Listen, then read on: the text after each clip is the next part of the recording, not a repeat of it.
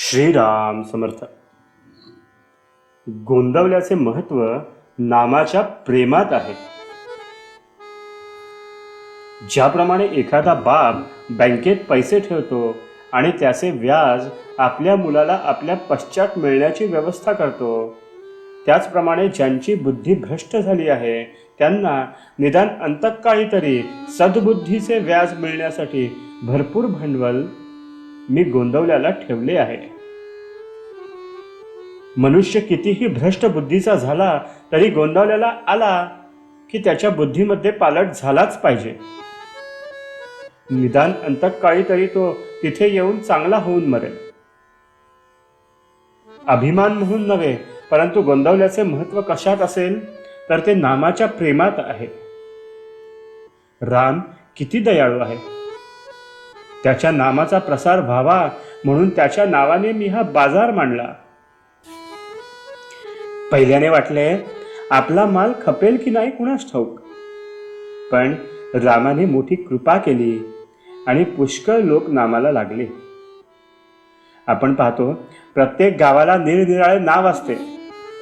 तसे पाहिले तर सर्व गावे सारखीच. घरेदारे, भिंती, शाळा, धर्मशाळा, चावड्या या प्रत्येक गावात असतात. परंतु प्रत्येक गावाचे महत्व काही वेगळेच असते. गोंदवल्यास पैशाचे उत्पन्न नाही, परंतु तिथे नामाचे पीक भरघोस आहे. मी नेहमी हेच सांगतो की जिथे जे उगवेल तेच तुम्ही पेरा. इथला कोणताही भक्त कुठेही जरी दिसला तरी त्याच्या वागण्यावरून कळून आले पाहिजे की हा गोंदवल्याचा भक्त असला पाहिजे. त्याचे तोंड सारखे हलते आहे, तोंडाने रामाचा जप चालू आहे, त्या अर्थी हा अमक्या गुरुचा शिष्य असला पाहिजे असे कळून यायला हवे. म्हणतात ना की आपल्या वडिलांचे महत्व सांगू नये, ते मुलाच्या कृतीवरून कळले पाहिजे. म्हणून आता एकच करा, रामाला हात जोडून मनापासून सांगा, रामा तुझे प्रेम दे, आम्ही अखंड नामात राहू, प्रारब्धाचे भोग आम्ही आनंदाने भोगू आणि तू ठेवशील त्यात आनंद मानू. तुझे गोड नाम आम्ही हृदयात सतत जतन करून ठेवू. राम खात्रीने कृपा केल्या वाचून राहणार नाही. खरोखर या नामामध्ये आपला प्रपंच आपल्या कल्पनेपेक्षा कितीतरी सुखाचा होईल. लढाई करणे हे अर्जुनाचे कर्तव्य असल्याने तू माझे स्मरण ठेवून लढाई कर असे भगवंतांनी सांगितले.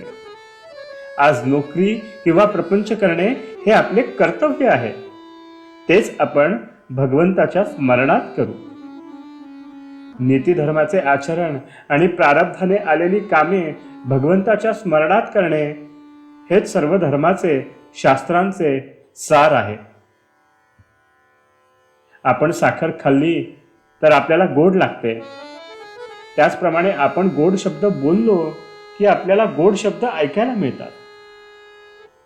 आपल्या सर्व गोष्टी जर भगवंताच्या नामात झाल्या तर भगवंताचे प्रेम आपल्याला का बरे मिळणार नाही. आपण भगवंताचे नाम घ्यायला सुरुवात करूया. तेच नाम भगवंताची प्राप्ती करून द्यायला समर्थ आहे याची खात्री बाळगा. प्रपंचाचा अनुभव कष्टमय आहे, पण भगवंताचा अनुभव खासच आनंदमय आहे. आजचे बोधवचन, जो माझा म्हणतो त्याला नामाचे प्रेम असलेच पाहिजे. जानकी जीवन स्मरण. जय जय राम.